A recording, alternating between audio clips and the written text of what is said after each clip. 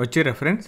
So ఇవాళ market చూసుకుంటే చూడండి, ప్రీవియస్గా మనకు ఏదైతే సప్లై ఉండేనో సప్లై దగ్గర చూడండి, మార్నింగ్ ఓపెన్ అయినాక ప్రైస్ మన సప్లై ఏదైతే ఉండేనో ఇంతకుముందుకు చాలాసార్లు ఒకటే ఏరియా నుండి రిజెక్ట్ అయ్యి ప్రైస్ అనేది ఫాల్ అయింది.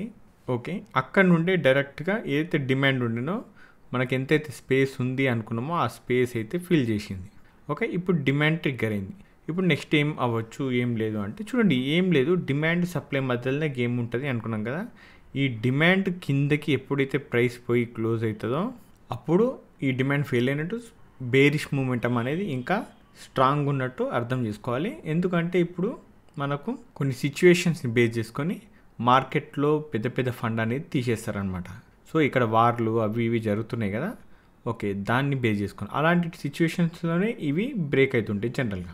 ఓకే, ఎప్పుడు చూడు ఏదైనా సిచ్యువేషన్ వస్తే డిమాండ్ దగ్గర ఆగుతుంది ప్రైస్, లేకపోతే సప్లై దగ్గర ఆగుతుంది అనమాట. ఇప్పుడు సప్లై దగ్గర ఆగిందనుకో ప్రైస్, సప్లై దగ్గర రిజెక్షన్ వచ్చి కిందికి రావాలి. కానీ ఇక్కడ మనకు ఒక వార్ జరగబోతుంది, చాలా భయంకరమైన వార్ అనుకుందాం.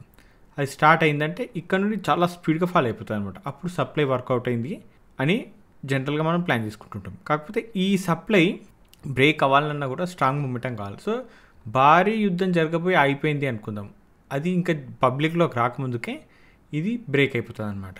సేమ్ డిమాండ్ దగ్గర కూడా అట్లనే పనిచేస్తుంటుంది. ఫైన్, ఇవి ఏంటి అంటే మనము ప్రీ ప్లాన్డ్ న్యూస్ అనేది కాదు, ఇవి అనుకోకుండా జరిగేటివి ఉంటాయి. కొన్ని కోవిడ్స్ లాంటి, కొన్ని వార్లు సడన్గా వచ్చి ఇలాంటివి జరుగుతుంటాయిగా, అలాంటి సిచ్యువేషన్స్. సో ప్రీ ప్లాన్డ్ అయితే జనరల్గా మార్కెట్ ఎటు కావాలని అంటే పోతుంది, ఎవరికైనది అప్పుడు. కాకపోతే ఇప్పుడు డిమాండ్ అంటే చూడండి, దీని కింద రేపు ఓపెన్ అయ్యి ఇక్కడ క్లోజ్ అయింది అనుకుందాం, డైరెక్ట్ క్యాండిల్ వచ్చి ఇట్లా, అప్పుడు నేను కొంచెం బేరిష్గా ఆలోచిస్తా. లేదంటే గ్యాప్ డౌన్ అయ్యి మళ్ళీ మీదకి వచ్చి టెస్ట్ చేస్తే ఇక్కడ నుండి కూడా బేరిష్గా ఉంటా.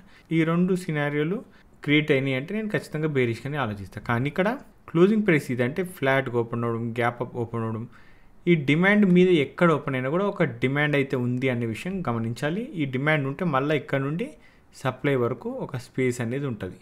క్లియర్? ఫైన్. ఇది చూడండి, ఇది ఇంతకుముందుకే సప్లై డ్రా చేసినాము. కాకపోతే ఇవాళ మార్కెట్ కొంచెం పైకి పోయినట్టు పోయి రిజెక్షన్ వచ్చింది. ఇక్కడ నుండి మళ్ళీ ప్రైస్ అనేది పైకి పోలేకపోయింది.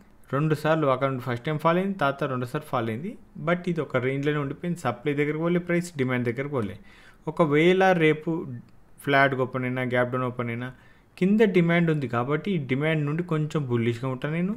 డిమాండ్ ఫెయిల్ అయ్యే వరకు వెయిట్ చేసి డిమాండ్ కింద నేను కొంచెం బేరిష్గా అయితే ఆలోచిస్తాను. ఎందుకంటే డిమాండ్ పని చేయాలనేది నా లెక్క.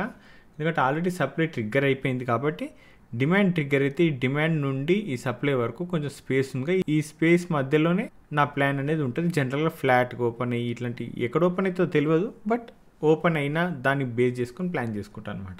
సెన్సెక్స్ కూడా ఆల్రెడీ డిమాండ్ ట్రిగ్గర్ అయింది. ఈ డిమాండ్ చూసినారు ఎంత పవర్ఫుల్. ఇది ట్రిగ్గర్ అయితే ఇక్కడ నుండి చాలా 380-400 పాయింట్స్ అనేది మూమెంటం వచ్చింది ఇక్కడ. అయినప్పటికీ కూడా మళ్ళీ డిమాండ్ ఇంకా వర్క్ అయ్యే ఛాన్స్ ఉంది, ఎందుకంటే ఇంకా ఇదంతా చాలా స్పేస్ ఉంది కాబట్టి.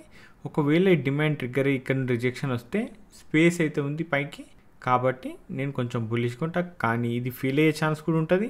ఫెయిల్ అవ్వాలి అంటే చెప్పినా కదా, ఇలాంటి స్ట్రాంగ్ క్యాండిల్ తోటి, వచ్చిన స్ట్రాంగ్ క్యాండిల్స్ ఉన్నాయి కదా, ఇలాంటి క్యాండిల్స్ తోటి కొంచెం స్ట్రాంగ్గా బ్రేక్ అవుతుంది. అంతేగాని మెల్లమెల్లంగా ఇట్లా ఉంది అంటే ఇది బ్రేక్ కాదు, చిన్న చిన్న క్యాండిల్స్ తోటి. క్లియర్? ఫైన్. క్రూడ్ నిన్న ఇదంతా సప్లై యాక్చువల్గా, అందుకే ఇది మీద క్లోజ్ కాగానే ఇది డిమాండ్లా వర్కౌట్ అవుతుంది అనుకున్నాను. కానీ ఈ స్ట్రాంగ్ క్యాండిల్ తోటి ఏదైతే డిమాండ్ ఉండిందో పైనది ఇది బ్రేక్ చేసేసింది. సో కింద ఉన్న దాన్ని రెస్పెక్ట్ చేసింది. క్లోజ్ అయితే కాదు, ఒక్క క్యాండిల్ కూడా ఇక్కడిక్కడనే తిరుగుతుంది అనమాట ఈ డిమాండ్ పైన. ఇది ఫెయిల్ అయితే నేను ఇక్కడ ప్లాన్ చేద్దామని వెయిట్ చేస్తున్నా. 6161, 6125 ఇది చాలా ఇంపార్టెంట్ నాకు క్రూడ్ ఆయిల్లో ప్రస్తుతానికి. ఎందుకంటే పైన ఉన్నది కొంచెం వీక్ ఉన్నట్టుంది, అందుకే మల్టిపుల్ టైమ్స్ అనేది టెస్ట్ చేసింది. ఇది ఫెయిల్ అయితేనే నాకు కింది చాలా స్ట్రాంగ్గా ప్లాన్ చేసుకుంటా. ఇది చూడండి, ఇది సప్లై డ్రా చేసినామా, ఎంత స్ట్రాంగ్ క్యాండిల్తో క్లోజ్ అయింది చూడండి మీరే. చూసారా, ఇట్లానే క్లోజ్ అవుతాయి అనమాట. ఏదైనా సప్లై బ్రేక్ అవ్వాలన్నా, డిమాండ్ బ్రేక్ అవ్వాలన్నా అలాంటి క్యాండిల్ తోటి బ్రేక్అవుట్ అవుతుంది. మళ్ళీ టెస్ట్ చేసిందా, సప్లై కాస్త డిమాండ్ అయిపోయింది. ఇక్కడ నుండి చూడండి మూమెంటం ఎట్లా వచ్చిందో. ఇక్కడ చూడండి ఈ క్యాండిల్ ఈ మూవ్. సో ఇప్పుడు సప్లై ట్రిగ్గర్ అయినాక నేను కొంచెం బేరిష్గా ఉంటా, బేరిష్గా ఆలోచిస్తా. అంటే స్పేస్ ఎంత ఉందో అంతే ఆలోచిస్తా. ఇది టచ్ అయింది అనుకో, స్పేస్ కొంచెమే ఉంది కాబట్టి కొంచెమే ఆలోచిస్తాను నేను, అంతకుమించి ఇంకా ప్లాన్ చేయను నేను. క్లియర్? ఇది ఇక్కడ ఒక రేంజ్ అయితే క్రియేట్ చేసింది. ఈ రేంజ్ దాటి పైకి పోకపోతే కంప్లీట్ బేరిష్గానే ఉంటా, అది డిమాండ్ వరకు అనుకున్నా. ఇది నాన్ స్టాప్గా డౌన్ సైడ్ వచ్చి ఒక స్టెప్ తీసుకొని మళ్ళీ వచ్చింది, ఇక్కడ వచ్చి బ్రేక్ పడ్డది దీనికి. ఇప్పుడు ఇది రెస్పెక్ట్ చేస్తుందా లేదా అంటే ఆల్రెడీ రెస్పెక్ట్ చేసింది. ఇది ఎంతవరకు సస్టైన్ అవుతుంది అనేది చూడాలి. నా లెక్క ప్రకారం ఇది వెళ్ళిపోవాలి పైకి, వెళ్ళిపోయి ఈ సప్లై కూడా బ్రేక్ చేయాలా ఒక లెక్క ప్రకారం అని చెప్తున్నా. అంటే నేను చాలా అనాలిసిస్లు చేస్తుంటా కదా, సో లెక్క ప్రకారం ఇది డౌన్కి వచ్చింది కదా, ఇప్పుడు ఇది మళ్ళీ తిరిగి ఇట్లా కిందకు వస్తుంది అని జనరల్గా ప్లాన్ చేస్తుంటారు. బట్ చేయొచ్చు కూడా అట్లా కూడా, కానీ దానికన్నా బెటర్ నేను ఇక్కడ నుండి బుల్లిష్గా ఈ సప్లై బ్రేక్ అయ్యే అవకాశం కోసం వెయిట్ చేస్తాను నేను. ఓకేనా, ఫైన్. సరే, నిన్న అడిగిన జీసీ గురించి చాలామంది పెట్టిరు కామెంట్లు, కానీ వాళ్ళు ఏం పెట్టిరంటే ఒక్కొక్కరికి ఒక్కొక్క ప్రాబ్లం ఉంది, ఒక్కొక్కరికి ఒక్కొక్క సబ్జెక్ట్, దీని మీద దాని మీద ఇలా ఉంటుంది అలా ఉంటుంది ఊహించుకుంటారు కదా. నో, నిజానికి మీరు చెప్పినవి ఏవైతే క్వశ్చన్ ఆన్సర్స్ ఉన్నాయో అవి ఎక్స్పెక్ట్ చేయడంలో తప్పు లేదు. ఎందుకంటే మీకు మార్కెట్లో వచ్చిన పర్సన్ది మీరు ఏదైతే తెలుసుకున్నారో దాన్ని బేస్ చేసుకొని మీరు మాట్లాడతారన్న విషయం నాకు కూడా తెలుసు. సో ఇక్కడ ఏంటంటే జీసీలోకి వచ్చినాక కొంచెం డీప్గా వెళ్ళిపోయి దాని వెనక కథ ఉంటుంది అనమాట. అంటే ఇప్పుడు మీకు ఒక సడన్గా మిమ్మల్ని పోయి ఒక చిన్నది ఇట్లాంటిది ఒక రాకెట్ తయారు చేయండి అంటే ఏం చేస్తారు? అసలు రాకెట్ తయారు చేసుడు ఏంది, ఎట్లా చేస్తాం, మాకేమొచ్చు అనుకుంటాం, అవునా? బట్ సైంటిస్టులు అందరూ ఎట్లా చేస్తున్నారు ఇది? ఓకే, మనుషులే చేస్తారు కదా, వాళ్ళు కూడా ప్రాపర్ నాలెడ్జ్ అని ఉంది. అంటే ఇది జనరల్గా ఏ మనిషికి కూడా నాలెడ్జ్ లేకపోతే ఇంపాసిబుల్ అనమాట, నాలెడ్జ్ ఉన్నాక పాసిబుల్ అనమాట. సేమ్ అది కూడా ట్రేడింగ్లో ఇంతే. కాకపోతే ట్రేడింగ్లో ప్లస్ మైనస్ అయితే ఉంటుంది. అంటే ఇప్పుడు ఒక జాబ్ చేసారు, ఏదైనా నేర్చుకొని మీరు జాబ్ చేసినా చేయకపోయినా ఏం చేసినా మెల్లగా చేసినా స్పీడ్గా చేసినా మీకు ఒకటే శాలరీ మంత్లీ వస్తుంది. ఇది సెక్యూర్గా ఉంటుంది అనమాట. ఎందుకు సెక్యూర్ అంటే మైనస్ కాదు శాలరీ, ఓన్లీ ప్లస్ అవుతుంటుంది ఎవ్రీ మంత్. కానీ ఇది ఎట్లుంటుంది? ఒక నెల శాలరీ వచ్చింది, 2 నెలల శాలరీ వచ్చింది, 3 నెలల శాలరీ, ఇట్లా 4, 5, 6, 7 ఇట్లా వచ్చింది. ఒక 2 ఏళ్ళ తర్వాత 1 ఇయర్ తర్వాత కొంచెం శాలరీ పెరిగింది, ఇది పెరిగింది. ఓకే, పెరిగింది. ఇప్పుడు పెద్ద శాలరీ వస్తుంది. పెద్ద అంటే కొంచెం ఎక్కువ వస్తుంది. ఓకే, 5%, 10% ఎంత పెంచుతారో అంత. సో ఇట్లా వస్తుంటుంది. కానీ ఈ ట్రేడింగ్ అట్లా కాదు. ట్రేడింగ్ ఫస్ట్లో లాస్ కిందికి పోతుంది ఫస్ట్, తర్వాత కంట్రోల్ అవుతుంది, తర్వాత అప్ సైడ్ డౌన్ సైడ్ పెద్ద టేస్ట్ చూపిస్తుంది. అంటే పెద్ద ప్రాఫిట్లు పెద్ద లాసులు, తర్వాత గ్రో అవ్వడం అంటే ఇట్లుంటుంది, మెల్ల ఉంటుంది. క్లైమాక్సే చాలా పెద్దగా ఉంటుంది అనమాట. ఈ క్లైమాక్స్ ఏదైతే ఉంటుందో ఈ పార్ట్ కోసం ఈ జీవితంలో ఒక 2-3 ఏళ్ళు కష్టపడాలి. ఓకే, అన్ని రకాల ప్రాబ్లమ్స్ అనేది ఇట్లుంటాయి అనేది చూపిస్తుంది. ఆ ప్రాబ్లమ్స్ ఫేస్ చేయాలనేది కూడా చెప్తుంది మార్కెటే. సో ఇది కొంచెం స్టార్టింగ్ చాలా కఠినం అనమాట. ఓకే, చాలా కఠినంగా ఉంటుంది. అంటే అడవిలో కార్ అయిపోయింది అనుకో, నూకెట్టోడు ఎవడు ఉండడు అనుకో, అప్పుడు ఎట్లా మన కారు మనమే నూక్కొని మనమే రన్నింగ్ లేకి మనమే కార్ స్టార్ట్ చేయాలా, మళ్ళీ కార్ ఆపాలా, మళ్ళీ నూక్కోవాలా, ఇలాంటిది స్టార్టింగ్లోనే కష్టం. ఈ స్టార్టింగ్లోనే మీరు వచ్చి మళ్ళీ ట్రాప్లో పడతారు. ఎట్లా అంటే మీ కళ్ళ ముందు ఏదైతే కనబడుతుందో అదే కంటెంట్ అనుకొని దాన్నే మీరు వేసి నూరుతూ ఉంటారు. దానివల్ల మీకు 2 ఏళ్ళు 3 ఏళ్ళు సంవత్సరాలు గడిచిపోతాయి. ఓకే, టైం వేస్ట్ అవుతుంది, అది అందరికి అవుతుంటుంది, కామనే. కానీ మీరు ఏదైతే మైండ్లో ఎక్కించుకున్న చెత్త ఉంటుంది కదా, ఆ చెత్త తీయడం వల్ల మీరు కొత్తగా మార్కెట్ గురించి రియాలిటీ ఏందని తెలుసుకోవడం ఇది కష్టమవుతుంటుంది అనమాట. చెత్త తీయడమే కష్టం ఫస్ట్ మైండ్లోకి. సో మళ్ళీ కొత్తగా యాక్చువల్ మార్కెట్లో ఏం రన్ అవుతుంది ఏం లేదు అనేది తెలియాలంటే కొంచెం కష్టం అవుతుంటుంది. అందుకే మీరు కొత్త వాళ్ళు ఎవరైతే వస్తారో చూడు, డేర్గా ట్రేడ్ చేస్తుంటారు, భయం ఉండదు వాళ్ళకి. ఫస్ట్ 2-3 సంవత్సరాల ఎక్స్పీరియన్స్ వచ్చినా కొంచెం భయం అవుతుంది. ఎందుకంటే వాళ్ళు ఏదైతే 2-3 ఏళ్ళు కాగానే ఎక్స్పీరియన్స్ వచ్చింది, మార్కెట్లో నాకు కొంచెం తెలుసు, బిగినర్స్తో చూసుకుంటే బెటర్ అనుకుంటారు. అట్లా అనుకోవడమే పెద్ద పొరపాటు అక్కడ. ఓకే, ఏమి రానోళ్ళు అసలు ఆ చెత్త కూడా ఎక్కించుకోరు బ్రెయిన్లో. 2-3 ఏళ్ళ తర్వాత నాకు ఇది వచ్చి అది వచ్చి అనుకుంటారు కదా, అదంతా ఇంటర్నెట్లో ఏవేవి ఉంటాయి అన్నీ పట్టుకొచ్చి నింపుకుంటారు. అది ఇంకా డేంజర్ అనమాట. అందుకే 2-3 ఏళ్ళ తర్వాత లాస్ అవుతుంటే చాలా భయం అయిపోతుంటుంది. ఎందుకంటే స్టార్టింగ్లో చూసిన ప్రాఫిట్లు కూడా 2-3 ఏళ్ళ తర్వాత చూడడం కష్టమైపోతుంది. ఇక్కడ డిసిప్లిన్ అనేది పోతుంది, ఎందుకంటే కాన్ఫిడెన్స్ పెరిగిపోతుంది. ఎందుకు? మనకు మార్కెట్ తెలుసు, నాకు అని అనుకుంటాం. ఓకే, అప్పుడప్పుడు ప్రాఫిట్లు వస్తుంటాయి, అప్పుడప్పుడు మన సైడ్ కూడా ఉంటుంది మార్కెట్. అంటే మనం ఏం చేస్తే అది నడిచిపోతుంటుంది చూడు, దానివల్ల ఇంకా పెద్ద ట్రాప్లో ఇరుకుతారు. ఎట్లా అంటే అసలు పైసలే వస్తలేవు అంటే ఇడిచేసి వెళ్ళిపోతాడు ఎవడైనా సరే మార్కెట్ని. కానీ అప్పుడప్పుడు వస్తున్నాయి అంటే ఆ రుచి తగులుతుంది కదా, ఇంకా మార్కెట్లో ఉంటాడు, మళ్ళీ పైసలు మళ్ళీ తెస్తాడు, మళ్ళీ ఇంకా మార్కెట్లో ఉంటాడు, మళ్ళీ పోగానే మళ్ళీ తెస్తాడు. ఓకే, ఇది ఇట్లా కాకుండా సింపుల్గా చెప్పండి, క్యాండిల్ ఇట్లా ఫామ్ అయితే చెప్పండి, మీకు ఒక డ్రా చేసి చూపిస్తా. ఇట్లా ఇది ఓపెన్ అయింది. ఓకే, ఓపెన్ అయింది. ఓపెన్ కాగానే ఫస్ట్ ఇట్లా పైకి పోయి మళ్ళీ కిందికి వచ్చి ఒక క్యాండిల్ ఇట్లా క్రియేట్ చేసింది అనుకుందాం. ఓకే, ఇట్లా క్రియేట్ చేస్తే దీంట్లో ఏం జరుగుతుంటుందో చెప్తారా? ఓపెన్ అయింది, హై క్రియేట్ చేసింది, లో క్రియేట్ చేసింది, క్లోజ్ క్రియేట్ చేసింది. ఇంకేముంది ఇట్లా, ఇంకేం లేదు కదా అంటారు. నో, దీని వెనుక చాలా పెద్ద కథ ఉంది.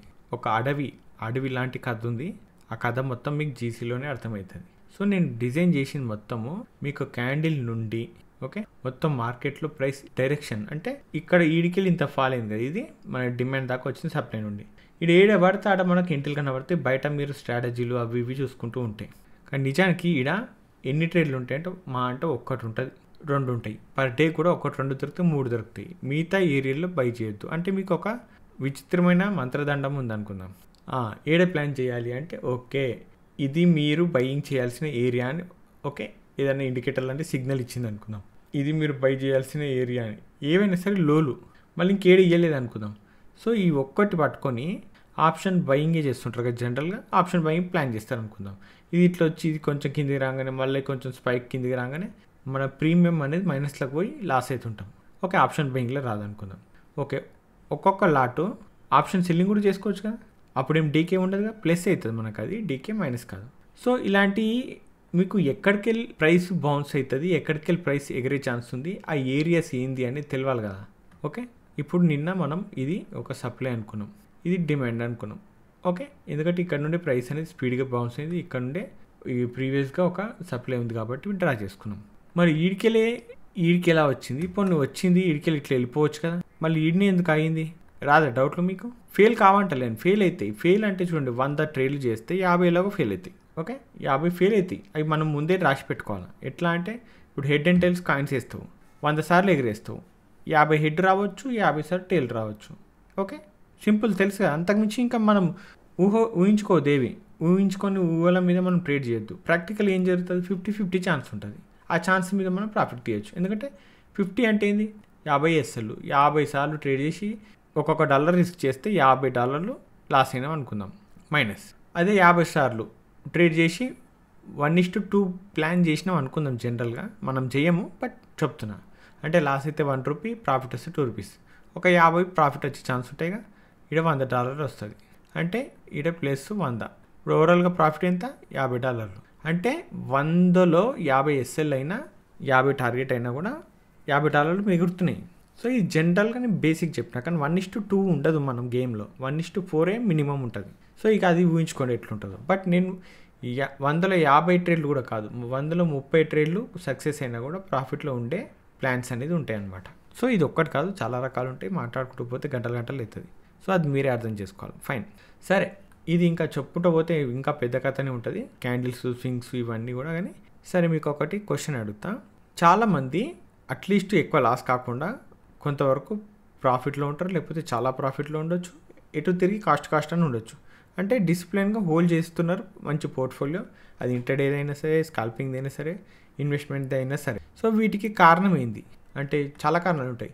ఇప్పుడు మనకు ఎన్ఎస్సి సెబీల నుండి రూల్స్ వస్తున్నాయి, దానివల్ల వీళ్ళు ప్రాఫిటబుల్ ఉంటున్నారా, లేకపోతే బ్రోకర్స్ ఉంటారు, బ్రోకర్స్ చాలా ఈజీగా ఏడవారితే ఆడ ట్రేడ్లు చేసేస్తే కూడా మనకు ఎంట్రీలు అనేది పడుతుంటాయి దానివలన, లేకపోతే ఫ్రీ కోర్సులు అనేది చాలా దొరుకుతుంటాయి దానివలన, మళ్ళీ లేకపోతే సోషల్ మీడియాలో టెలిగ్రామ్లు మోచ్చడి ఉంటాయి, కాల్స్ ఇస్తుంటారు వాటి వలన, మళ్ళీ తర్వాత కోర్సులని, పెయిడ్ కోర్సులని, ఫ్రీ కోర్సులని, ఇంకెన్నో ఉన్నాయి మార్కెట్లో, ఎన్నో ఉన్నాయి వాటిని రిటైలర్ల కోసం. ఓకే వీటిల్లో దేనివల్ల అంతో ప్రాఫిటబుల్గా ఉంటున్నారు సోషల్ మీడియాలో కానీ ఇంకా బయట ఎక్కడైనా సరే. ఇంకా టీచర్స్ కూడా ఉంటారు చాలామంది, ఎట్లా ఉంటారంటే మీకు ఆఫ్లైన్లో క్లాసెస్ తీసుకుంటుంటారు, అదొకటి. మళ్ళీ తర్వాత న్యూస్ని బేస్ చేసుకుని ప్లాన్లు చేస్తుంటారు చాలామంది, ఇదొకటి. లేకపోతే ఇప్పుడు నెక్స్ట్ వార్లు అవి ఇవి జరుగుతున్నాయి అని చెప్పి దాన్ని బేస్ చేసుకొని ట్రేడ్లు ప్లాన్ చేస్తుంటారు, మార్కెట్ సెంటిమెంట్ని బేస్ చేసుకొని, కొంత టెక్నికల్గా బేస్ చేసుకొని, కొంత ఫండమెంటల్ని బేస్ చేసుకొని, ఇట్లా ఎన్నో రకాలుగా ఉంటుంది కదా మార్కెట్. ఇన్ని రకాల వాటిలో ఒక ట్రేడరు ప్రాఫిటబుల్గా ఉండడానికి ఏది కారణం చెప్పండి. Okay fine. సో కొత్త వాళ్ళు ఎవరైతే ఉన్నారో టెలిగ్రామ్ గ్రూప్ జాయిన్ కాని వాళ్ళు, లింక్ వీడియో డిస్క్రిప్షన్ ఉంటుంది, అది క్లిక్ చేసి డైరెక్ట్ జాయిన్ అవ్వచ్చు. ఎలాంటి పెయిడ్ కోర్సులు, పెయిడ్ సర్వీసెస్ ఏం లేవు, కంగారు పడకూరి. అండ్ సెర్చ్ చేసి జాయిన్ అవ్వకండి, అంటే ఇప్పుడు మొబైల్లో ఓపెన్ చేయగానే మిస్టర్ ట్రేడర్ అని సెర్చ్ చేస్తే అన్ని ఫేక్ ఛానల్స్ వస్తుంటాయి, మళ్ళీ మీకు ప్రాబ్లం అవుతుంది. సో లింక్ వీడియో డిస్క్రిప్షన్లో ఉంది, అది క్లిక్ చేస్తే డైరెక్ట్ మన original mister trader Telegram channel ఏదైతే ఉంటుందో అందులో మీరు జాయిన్ అయిపోతారు. Clear? Okay fine. So friends, ఈ వీడియోలో మాత్రం ఇంతే. మళ్ళీ రేపటి వీడియోలో మళ్ళీ కలుసుకుందాం. అంతవరకు ఉంటాను. బాయ్.